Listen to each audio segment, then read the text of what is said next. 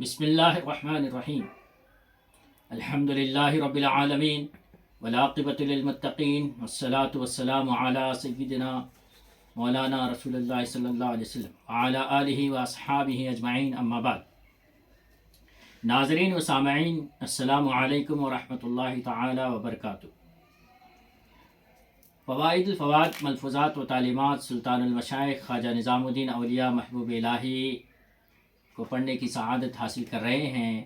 آج ہم چوتھی جلد سے 35ویں مجلس پڑھنے کی سعادت حاصل کریں گے۔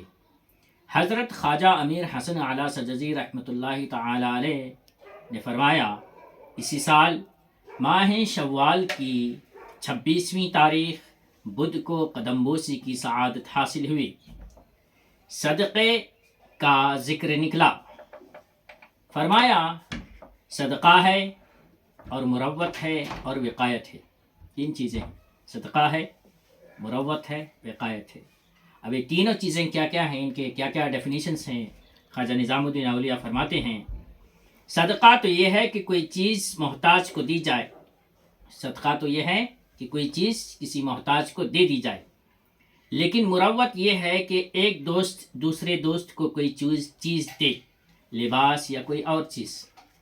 ایک دوست دوسرے دوست کو کوئی چیز دے، لباس دے یا کوئی اور چیز دے، وہ دوست بھی بدلے میں کوئی چیز اسے دے، وہ دوست بھی کیا کرے، بدلے میں اسے اس دوست کو دے۔ اس کو مروت کہیں گے، اس کو مروت کہیں گے۔ اور وقایت نہ صدقہ ہے نہ مروت، وقایت نہ صدقہ ہے نہ مروت۔ وقایت یہ ہے کہ آدمی اپنے آپ کو کسی کی زبان درازی بدگوئی سے بچانے کے لیے منہ بھرائی دے۔ آدمی کیا کرے، کوئی برائی کر رہا ہے، زبان درازی کر رہا ہے، بدگوئی کر رہا ہے، تو اس سے بچنے کے لیے اسے کچھ دیا جائے۔ یعنی ایک آدمی ہے، اگر اس کو کچھ نہ دیا جائے گا تو وہ برا کہے گا اور کمینہ پن دکھائے گا۔ اپنی حفاظت کے لیے اس کو کوئی چیز دی جائے تو اس کو وقایت کہتے ہیں۔ اور رسول علیہ السلام نے یہ تینوں باتیں کی ہیں، حضور علیہ السلام سے یہ تینوں باتیں ثابت ہیں۔ اس موقع پر فرمایا کہ حضرت رسالت مآب صلی اللہ علیہ وسلم کو شروع زمانے میں تالیف قلوب، دل جیتنے کے لیے کچھ دیتے تھے۔ تالیف قلوب کے لیے اللہ کے رسول کچھ دیا کرتے تھے۔ جب اسلام طاقت پکڑ گیا تو اس کے بعد عطا نہیں فرمایا۔ پھر اس زمانے میں لام بندی، لشکر تیار ہونے، مہم پر روانہ ہونے کی شہرت تھی۔ بندے نے عرض کی، قرآن شریف کو لشکر میں کس طرح لے جائیں، کیونکہ اس کی حفاظت مشکل ہوتی ہے۔ تو ارشاد ہوا لے جانا چاہیے۔ پھر زبان مبارک سے فرمایا کہ جس زمانے میں اسلام ابھی ابتدائی حال میں تھا، رسول علیہ السلام فوج میں جاتے تو قرآن لشکر میں نہ لے جاتے، خطرہ رہتا ایسا نہ ہو کہ شکست ہو جائے اور قرآن کفار کے ہاتھ پڑے۔ جب اسلام نے طاقت پکڑ لی اور لشکر بہت ہو گیا تو لشکر کے روانہ ہوتے وقت قرآن بھی لے جانے لگے۔ بندے نے عرض کی کہ خیمے میں قرآن کی جگہ نکالنا مشکل ہوتا ہے۔ فرمایا سر کی طرف جگہ کرنی چاہیے۔ رسول علیہ السلام کے لشکر میں قرآن لے جانا ثابت ہے۔ اللہ کے رسول علیہ السلام شروع زمانے میں نہیں لے جاتے تھے، اس لیے نہیں لے جاتے تھے کہ اگر شکست ہو جائے گی، قرآن کفار کے ہاتھ پڑ جائے گا۔ لیکن جب اسلام مضبوط ہوا تو اللہ کے رسول علیہ السلام قرآن لے جانے لگے۔ تو خیمے میں قرآن کی جگہ رکھنا مشکل ہے۔ امیر حسن اعلیٰ سجزی نے پوچھا تو نظام الدین اولیاء محبوب الہی نے فرمایا شیرانے کی جگہ، سر کی جگہ پر قرآن کی جگہ بنانی چاہیے۔ اس موقع پر یہ حکایت بیان فرمائی کہ سلطان محمود کو اس کی وفات کے بعد خواب میں دیکھا گیا۔ سلطان محمود کو اس کی وفات کے بعد خواب میں دیکھا گیا اس سے پوچھا گیا کہ خدائے تعالیٰ نے تیرے ساتھ کیا معاملہ کیا؟ کہنے لگا ایک رات کو میں کسی گھر میں تھا جہاں طاق میں قرآن رکھا تھا، میں نے اپنے آپ سے کہا یہاں تو قرآن ہوگا، میں کیسے سوؤں؟ یہاں تو قرآن ہے، میں کیسے سوؤں؟ پھر خود سے بولا کہ قرآن کو اس جگہ سے باہر بھیج دوں، مگر یہ خیال بھی آیا کہ اپنے آرام کی خاطر قرآن کو یہاں سے باہر کیسے بھیجوں؟ الغرض اس رات بیٹھا جاگتا رہا، جب میرے انتقال کا وقت آیا تو مجھے قرآن کے اس ادب کی وجہ سے بخش دیا گیا۔ سبحان اللہ۔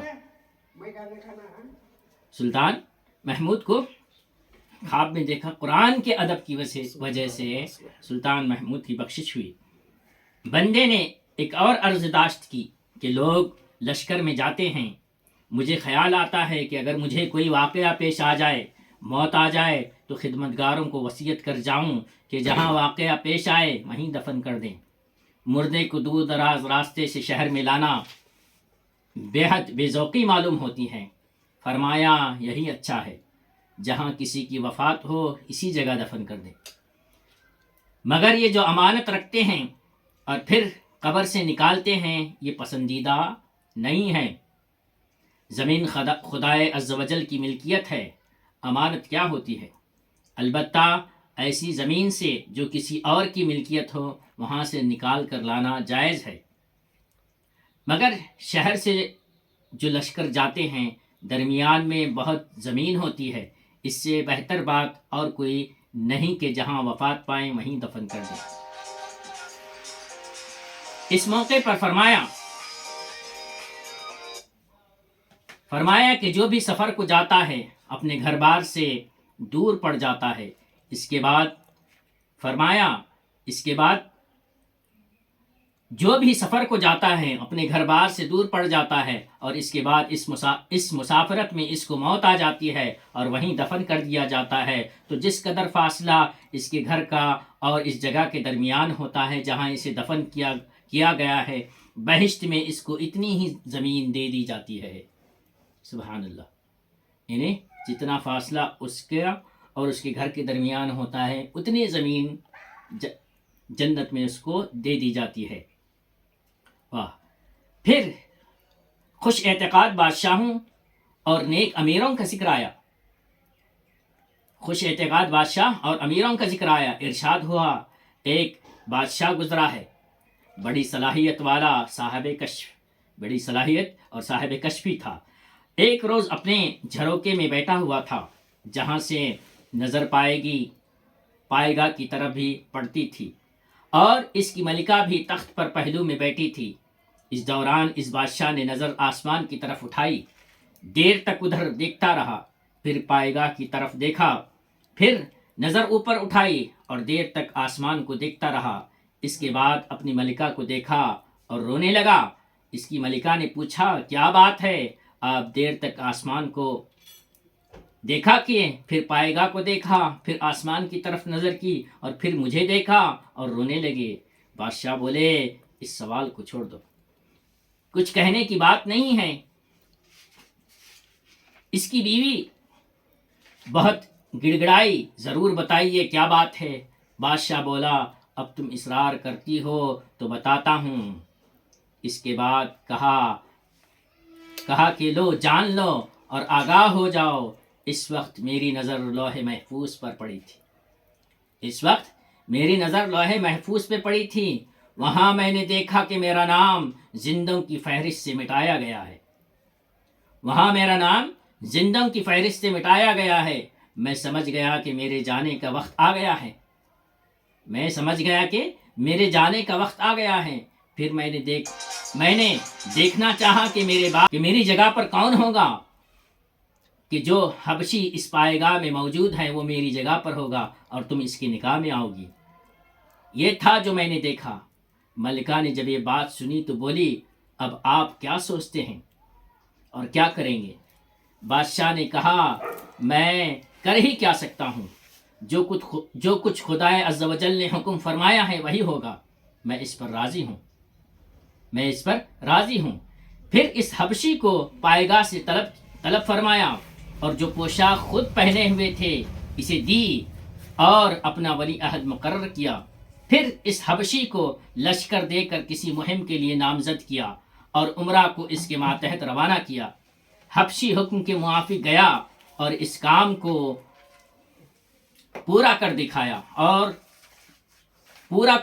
اور جو دشمن تھا اس کو قتل کر دیا اور مال غنیمت بہت ہاتھ آیا اور مقصد پورا کرنے کے بعد واپس آ گیا اور بادشاہ کی خدمت میں جا پہنچا. جس رات بادشاہ کی خدمت میں آیا دوسرے روز بادشاہ مر گیا. جس وقت حبشی لشکر لے گیا تھا لوگوں کے ساتھ اتنی اچھی طرح رہا سہا کہ سب کے دل اس کی محبت کی طرف مائل ہو گئے. جب بادشاہ انتقال کر گیا تو وہ ملک حبشی کو مل گیا اور پرانے بادشاہ کی بیوی اس کے نکاح میں آ گئی. واہ کیسے بادشاہ تھے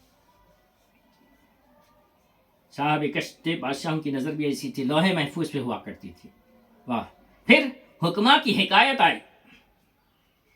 فرمایا فاراب ایک دانشور تھا. ایک روز خلیفہ کی مجلس میں مختصر سا اور ہلکا سا لباس پہنے آیا. وہ ترک زادہ تھا. خلیفہ کے سامنے سماع ہو رہا تھا. اس نے چنگ اٹھا کر بجایا. اس حکیم نے سماع کی تین قسمیں کی ہیں. کہا ایک ہنسانے والا یعنی اس سے ہنسی آتی ہے، دوسرا رلانے والا یعنی اس سے رونا آتا ہے، تیسرا خواب آور یعنی بے ہوشی ہوتی ہے، اسے نیند آ جاتی ہے. القصہ جب اس نے چنگ بجانا شروع کیا تو پہلے ساری مجلس ہنسنے لگی. دوبارہ بجایا تو سب ہائے ہائے رونے لگے. پھر اس طرح بجایا کہ سب بے ہوش ہو گئے. اس وقت اس نے کہیں یہ لکھ دیا اور چلا گیا کہ فاراب قد حضر ہا ہونا وغاب. فاراب یہاں آیا اور پھر غائب ہو گیا. یعنی فاراب یقیناً یہاں موجود تھا پھر غائب ہو گیا.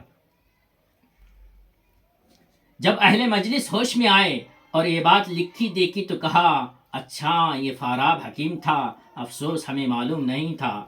یہاں سے یہ حکایت بیان فرمائی یہی حکیم تھا جس نے خلیفہ کے پاس آ کر اسے بد اعتقاد کر دیا تھا کہ مذہب اہل سنت و جماعت کے مذہب کے خلاف فلک آسمان کی حرکت ارادی ہے.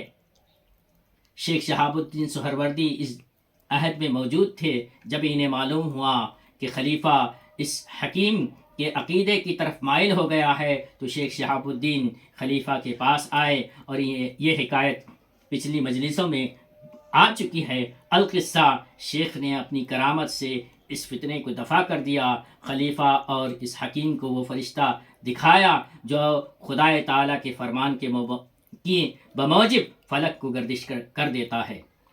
سبحان اللہ. کہ فاراب آیا، سماع وغیرہ کی اس نے اس میں بتائی. پھر یہ وہی فاراب تھا جس نے جو ہے خلیفہ وقت کو اہل سنت سے پھیرنے کی کوشش کی تھی، لیکن شہاب الدین سہروردی آ کر اس کی اپنی کرامت سے اس فتنے کو دفع کیا اور خلیفہ کو وہ چیز دکھائی جو اہل اللہ دیکھا کرتے ہیں. الغرض خواجہ ذکرہ اللہ بالخیر یہ حکایت بیان فرما رہے تھے کہ ایک شخص آیا اور عرض کی کہ رات کو میرے گھر میں لڑکا پیدا ہوا ہے. خواجہ ذکرہ اللہ بالخیر نے فرمایا اس کا نام عمر رکھو اور لقب شہاب الدین، کیونکہ ہم شیخ شہاب الدین کا ذکر کر رہے تھے، انہی کا نام اور لقب رکھنا. حاضرین میں سے کسی نے اس شخص سے کہا کہ اس لڑکے کا نام عمر رکھتے ہو تو جب بھی اسے اس نام سے پکارو تو حقارت سے اور بگاڑ کر نہ پکارنا. جب بھی تم اس کا نام پکارو تو حقارت سے اور بگاڑ کر اس کا نام نہ پکارنا. اس نکتے کے مناسب حال خواجہ ذکرہ اللہ بالخیر نے فرمایا کہ شیخ نجیب الدین متوکل کے 2 لڑکے تھے. ایک کا نام محمد تھا، دوسرے کا نام احمد تھا. بارہا شیخ نجیب الدین متوکل رحمۃ اللہ علیہ ان پر غصہ ہوتے اور عین غضب کی حالت میں ہوتے، مگر یہی کہتے اے خواجہ محمد تم نے ایسا کیوں کیا، اے خواجہ احمد تم نے ایسا کیوں کیا. اگرچہ بے انتہا خفا ہوتے مگر ان کے نام اسی طرح لیتے، اے خواجہ محمد، اے خواجہ احمد۔ دیکھیے لڑکوں کا نام شیخ نجیب الدین متوکل نے رکھا تو غصہ بھی آتا، تو نام کا احترام کرتے ہوئے بچوں کو ادب سے پکارا کرتے تھے۔ پھر نام رکھنے کی مناسبت سے فرمایا، رسول علیہ السلام نے بہت سے نام تبدیل فرما دیے۔ اگر کسی کا نام برا ہوتا تو اس کا نام اچھا رکھ دیتے، کسی کا نام برا ہوتا تو اس کا نام اچھا رکھ دیتے۔ چنانچہ ایک دفعہ کوئی شخص حضرت رسالت معام صلی اللہ علیہ وسلم کی خدمت میں آیا۔ رسول علیہ السلام نے اس سے پوچھا کہ تمہارا کیا نام ہے؟ بولا عاصی، نافرمان، گنہگار۔ رسول علیہ السلام نے فرمایا کہ میں نے تمہارا نام مطیع یعنی فرما بردار کر دیا۔ حضور علیہ السلام برا نام ہوتا تو اللہ کے رسول اس کا نام اچھا رکھ دیا کرتے تھے۔ ایک دفعہ اور کوئی شخص حضرت رسالت معاب صلی اللہ علیہ وسلم کی خدمت میں آیا اور رسول علیہ السلام نے اس سے دریافت فرمایا کہ تمہارا نام کیا ہے؟ بولا مستجع اور مستجع۔ ایسے آدمی کو کہتے ہیں جو اپنا پہلو زمین پر رکھے۔ مصطفیٰ علیہ السلام نے فرمایا میں نے تمہارا نام منبعث کر دیا ہے، منبعث ایسے آدمی کو کہتے ہیں جو زمین پر سے پہلو ہٹا لے۔ مستجع یعنی لیٹنے والے کو کہتے ہیں، منبعث یعنی زمین پر سے پہلو ہٹا لیتا ہے اور اٹھ کھڑا ہوتا ہے۔ ایک دفعہ کوئی عورت حضرت رسالت معاب صلی اللہ علیہ وسلم کی خدمت میں آئی۔ رسول علیہ السلام نے اس سے پوچھا کہ تمہارا نام کیا ہے؟ بولی شعب الضالہ، گمراہی کی گھاٹی۔ رسول علیہ السلام نے فرمایا میں نے تمہارا نام شعب الہدا یعنی ہدایت کی گھاٹی رکھ دیا۔ کیسے نام رکھتے حضور علیہ السلام، اگر نام غلط ہوتا تو آ کے سدھار دیا کرتے۔ ایک دفعہ رسول علیہ السلام نے ایک شخص کا نام جمل اونٹ رکھا، اور یہ واقعہ یوں ہوا تھا کہ وہ شخص بہت تکڑا تھا۔ ایک دفعہ لوگ منزل بہ منزل جا رہے تھے، ایک شخص آیا اور مطہرہ لوٹا طہارت کا برتن اسے دے کر کہا کہ اسے منزل پر پہنچا دینا۔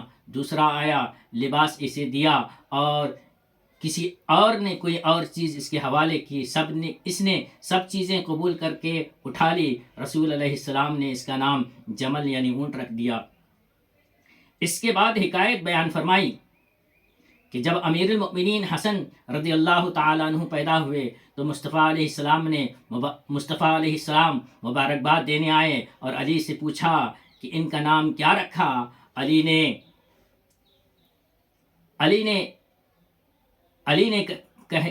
نے کہ حزن فرمایا، نہیں، ارشاد ہوا اس کا نام حسن رکھو، غم و اندوہ، اس کا نام حسن رکھو۔ اس کے بعد حسین رضی اللہ تعالیٰ عنہ پیدا ہوئے۔ رسول علیہ السلام مبارکباد دینے آئے۔ علی رضی اللہ تعالیٰ عنہ سے پوچھا اس کا کیا نام رکھا؟ علی بولے حرب، جنگ۔ فرمایا نہیں، اس کا نام حسین رکھو۔ تو کیا ہے کہ نام جو ہے ہمیشہ اچھے نام رکھنے چاہیے، غلط نام، ایسے ویسے نام نہیں رکھنے چاہیے۔ آج جو ہے نام پتہ نہیں، چنٹو پنٹو انٹو پھنٹو پتہ نہیں کیا کیا نام رکھتے ہیں، ایسے نام جو ہے نہیں رکھنے چاہیے، بلکہ اچھے نام رکھنے چاہیے۔ اور ہم تو یہ کہتے ہیں کہ حتی الامکان کوشش کریں کہ نام رکھیں تو صحابہ کرام کے نام رکھیں، اولیاء اللہ کے ناموں پہ نام رکھیں، صحابیات کے نام پہ نام رکھیں، صالحات کے نام پہ نام رکھیں۔ اس کی بڑی برکتیں ہوتی ہیں۔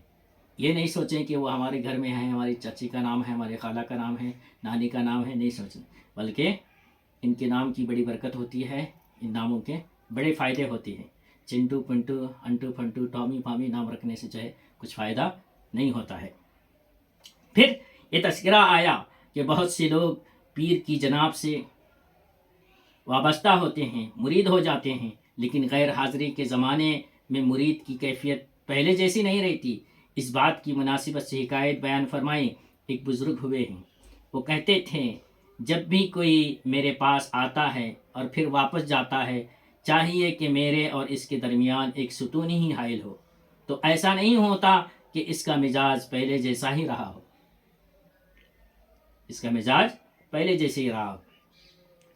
اسی کے مناسب حال حکایت بیان فرمائی، کسی بزرگ نے کہا ہے اگر مجھے اختیار دیا جائے کہ تیری جان تیرے گھر ہی میں ایمان کے ساتھ نکالی جائے یا باہر کے دروازے پر تجھے شہادت عطا کریں۔ خواجہ ذکرہ اللہ بالخیر نے فرمایا، گھر کے اندر جو دروازہ ہوتا ہے اس کو باب البیت کہتے ہیں، جو دروازہ باہر ہوتا ہے اس کو باب الدار کہتے ہیں۔ ان بزرگ نے اسی طرح کہا ہے، اگر مجھے اختیار دیا جائے اور پوچھا جائے تمہاری روح اس دروازے پر جو باب البیت ہے قبض کریں ایمان کے ساتھ، یا اس دروازے پر جو باب الدار ہے شہادت کے ساتھ، تو میں کہوں گا کہ اسی دروازے پر جو باب البیت ہے ایمان کے ساتھ قبض کر لے، یہی بہتر ہے کہ ایمان کے ساتھ جائیں۔ یعنی کون جانتا ہے کہ اس جگہ تک جہاں باب الدار ہے میرا ایمان سلامت رہے گا یا نہیں۔ اللہ اکبر، اللہ اکبر۔ اس کے بعد فرمایا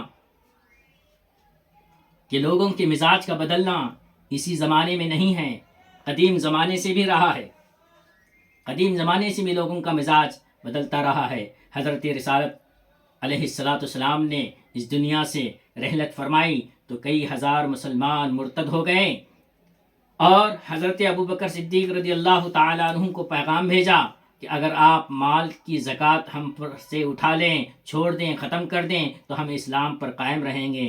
ابوبکر صدیق رضی اللہ تعالیٰ عنہ صحابہ کو طلب فرمایا اور مشورہ کیا۔ بعض نے کہا کہ اگر خلیفہ ان کے ساتھ رعایت کریں اور فی الحال زکوٰۃ اٹھا لیں تو یہ لوگ اسلام سے برگشتہ نہ ہوں گے، یہ بات قرین مصلحت ہوگی۔ ابوبکر صدیق رضی اللہ تعالیٰ عنہ نے تلوار کھینچ لی اور فرمایا، جو خدا کا حق ہے چاہے وہ رسی ہو جس سے اونٹ کا پیر باندھتے ہیں، اگر اس سے کم دیں گے تو میں اس تلوار سے ان سے لڑوں گا۔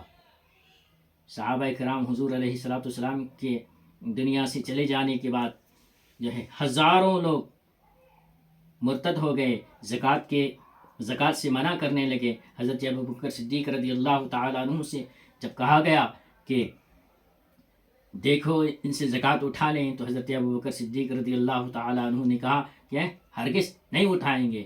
یہ خبر حضرت امیر المؤمنین حضرت علی رضی اللہ تعالیٰ عنہ کو پہنچی تو علی نے کہا خلیفہ نے اچھا کیا، خلیفہ نے اچھا کیا۔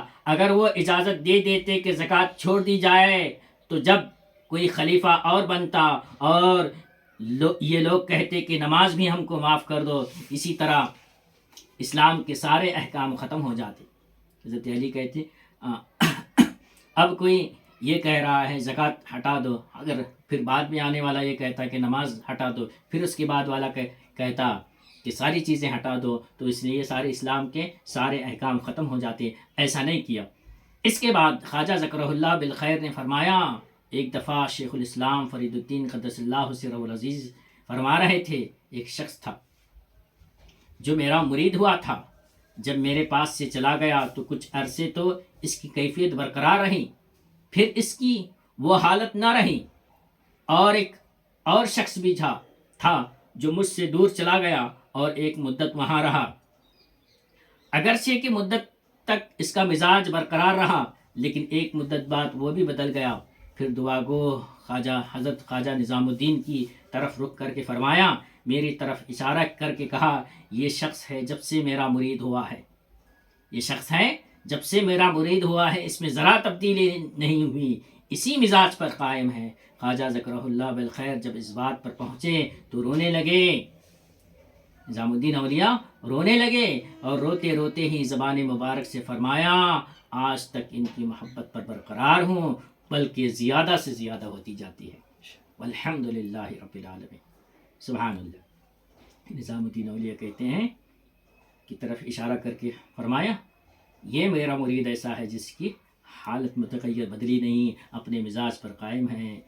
تو خواجہ نظام الدین اولیاء فرماتے ہیں، آج تک ان کی محبت برقرار ہے، بلکہ اور زیادہ سے زیادہ ہوتی جا رہی ہے۔ سبحان اللہ۔ یہ بابا فرید گنج شکر رحمۃ اللہ تعالیٰ علیہ کا نظام الدین اولیاء محبوب الہی پر کرم، اور نظام الدین اولیاء محبوب الہی کی حضرت بابا فرید سے عقیدت کا اظہار ہمیں دیکھنے کو ملا۔ اس مجلس میں بہت ساری باتیں ہمیں سیکھنے کو ملی کہ نام کی تبدیلی کے حوالے سے اللہ کے رسول علیہ السلام نے جن جن لوگوں نے اپنا برا نام رکھ کر لائے، اللہ کے رسول علیہ السلام نے ان کا نام بدل کر ان کا نام اچھا نام رکھا۔ کئی لوگوں کا ایسا نام رکھا، یہاں تک کہ حسن و حسین کا نام بھی، ایک کا نام حزن اور دوسرے کا نام حرب رکھا، تو اللہ کے رسول صلی اللہ تعالیٰ علیہ وسلم نے نام بدل کر حسن رکھا اور دوسرے کا نام حسین رکھا۔ اس طرح کے کئی واقعات ہم آج کی نام کے بدلنے کے حوالے سے کئی واقعات ہم نے اللہ کے رسول علیہ السلام کے حوالے سے ہم نے سنے کہ، اور اسلام کے احکام کے بارے میں، لوگوں کے مزاج کی تبدیلی کے بارے میں، حضور صلی اللہ علیہ وسلم کے انتقال کے بعد فوراً کئی ہزاروں لوگ ایمان مرتد ہو گئے، ایمان سے دور ہو گئے۔ حضرت ابوبکر صدیق علیہ السلام کے زمانے میں زکوٰۃ کا انکار کرنے لگے، پھر حضرت ابوبکر صدیق رضی اللہ تعالیٰ عنہ اسلام کے احکام پہ قائم رہے اور انہوں نے ان سے جنگ کا اعلان کیا۔ بہت ہی بہترین نصیحت آموز اور زندگی میں کام آنے والی باتیں آج کی اس مجلس میں ہمیں پڑھنے کو ملی۔ ہم اللہ سے دعا کرتے ہیں اللہ تبارک و تعالی ہمیں ہمیشہ اسلام پر، دین پر استقامت عطا کرے اور تادم حیات ہمیں ایمان پر رکھے، ایمان کے ساتھ اس دنیا سے اٹھائے اور خواجگان کی غلامی میں اللہ تبارک و تعالی ہمیں قبول فرمائے۔ جو کچھ کہنے، سننے، پڑھنے میں غلطی ہوئی، ہم دعا کرتے ہیں اللہ اپنے حبیب علیہ السلام کے صدقے ہماری غلطیوں کو، خامیوں کو معاف فرمائے۔ وآخر دعوانا ان الحمد للہ رب العالمین۔ السلام علیکم ورحمۃ اللہ وبرکاتہ۔ چوتھی جلد سے 35ویں مجلس ختم ہوا چاہتی ہے۔ السلام علیکم ورحمۃ اللہ تعالی وبرکاتہ۔